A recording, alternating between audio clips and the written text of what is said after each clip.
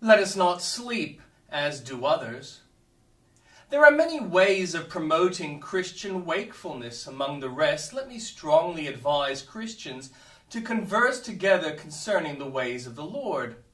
Christian and hopeful, as they journeyed towards the celestial city, said to themselves, "To prevent drowsiness in this place, let us fall into good discourse." Christians inquired, "Brother, where shall we begin?" And hopeful answered, "Where God began with us." Then Christians sang this song: "When saints do sleepy grow, let them come hither, and hear how these two pilgrims talk together. Yea, let them learn of them in any wise, thus to keep open their drowsy slumbering eyes. Saints' fellowship, if it be managed well, keeps them awake, and that in spite of hell." Christians who isolate themselves and walk alone are very liable to grow drowsy. Hold Christian company, and you will be kept wakeful by it, and refreshed and encouraged to make quicker progress on the road to heaven.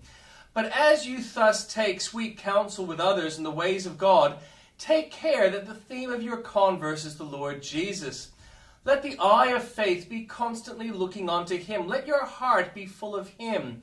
Let your lips speak of his worth. Friend, live near to the cross, and thou wilt not sleep. Labor to impress thyself with a deep sense of the value of the place to which thou art going. If thou rememberest that thou art going to heaven, thou wilt not sleep on the road.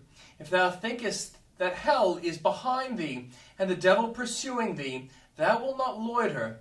Would the manslayer sleep with the avenger of blood behind him, and the city of refuge before him?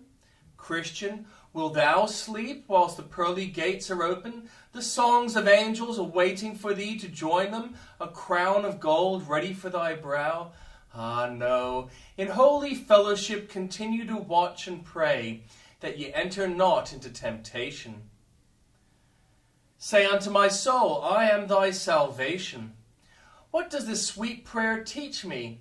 It shall be my evening's petition, but first let it yield me an instructive meditation. The text informs me, first of all, that David had his doubts. For why should he pray, "Say unto my soul, I am thy salvation," if he were not sometimes exercised with doubts and fears? Let me then be of good cheer, for I am not the only saint who has to complain of weakness of faith. If David doubted, I need not conclude that I am no Christian because I have doubts. The text reminds me that David was not content while he had doubts and fears, but he repaired at once to the mercy seat to pray for assurance, for he valued it as much as fine gold. I too must labor after an abiding sense of my acceptance in the Beloved, and must have no joy when his love is not shed abroad in my soul. When my bridegroom is gone from me, my soul must and will fast. I learn also that David knew where to obtain full assurance.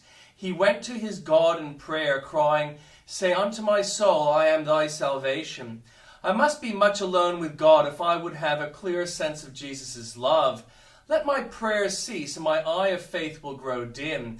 Much in prayer, much in heaven, slow in prayer, slow in progress. I notice that David would not be satisfied unless his assurance had a divine source. Say unto my soul, Lord, do thou say it. Nothing short of a divine testimony in the soul will ever content the true Christian.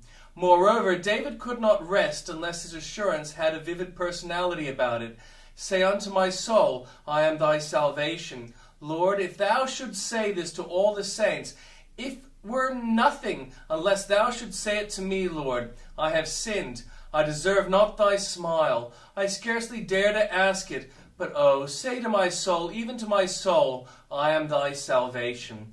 Let me have a present, personal, infallible, indisputable sense that I am thine and that thou art mine.